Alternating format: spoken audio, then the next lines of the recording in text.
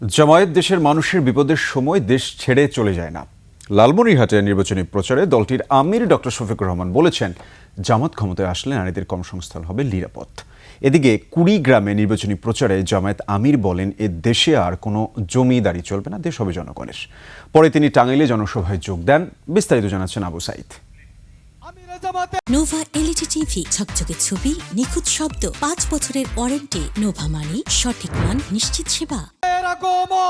নির্বাচনী প্রচারে বুধবার উত্তরে জেলা লালমনিরহাটে জামায়াত ইসলামের আমির ডাক্তার শফিকুর রহমান।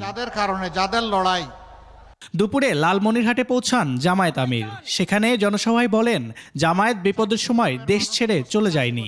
নির্যাতন, হামলা মামলা উপেক্ষা করে দেশেই ছিল। আমরা সেই বসন্তের কুকিল না। আমরা বিপদেও আছি, আমরা সুখের সময়ও আছি। আমরা বিপদের সময় দেশ ছেড়ে চলে যাই না। আমরা মাটি কামড়ে পড়ে থাকি, মাটি কামড়ে পড়ে থাকবো ইনশাআল্লাহ। জামায়াত আমির বলেন, ক্ষমতায় গেলে নারীদের কর্মস্থল হবে নিরাপদ। এই মাদেরকে আমরা শ্রদ্ধার আসনে বসাতে চাই। তারা শিক্ষা নেবে, তারা দেশ গড়ায় অংশ নেবে, পেশাগত দায়িত্ব পালন করবে, কিন্তু ইনশাআল্লাহ গড়ে, রাস্তা এবং কর্মস্থলে তারা থাকবে নিরাপদ, আর কাজ করবে তারা অত্যন্ত মর্যাদার সাথে। আমরা নারী জাতির জন্য সেটা নিশ্চিত করব ইনশাআল্লাহ।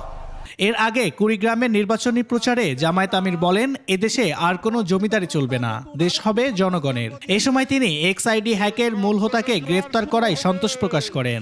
আপনারা লড়ে যাবেন, চোখে চোখ রেখে কথা বলবেন।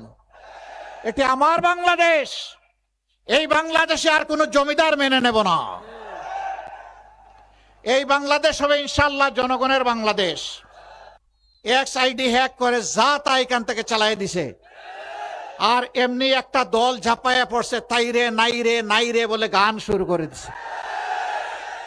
লজ্জা! ওদের চুনুপুটি তো গাইল বটে, ওদের বড় বড় মাথাগুলোও একই গান গাওয়া শুরু করে দিল। কাণ্ডজ্ঞান কোথায়? আলহামদুলিল্লাহ আমাদের সাইবার টিম ওদেরকে শক্তভাবে কবজা করে ধরে ফেলেছে। আপনারা দেখেছেন ইতিমধ্যে মেইন কালপ্রিট যে, তাকে গতকাল পুলিশ গ্রেফতার করেছে। সত্য মেঘের আড়ালে ঢাকা থাকে না। ক্ষমতায় গেলে কৃষি শিল্পের রাজধানী হবে উত্তরবঙ্গ বলেও জানান জামায়াত আমির। নীলফামারীবাসী। আবু সাইদ, 21 টেলিভিশন, ঢাকা।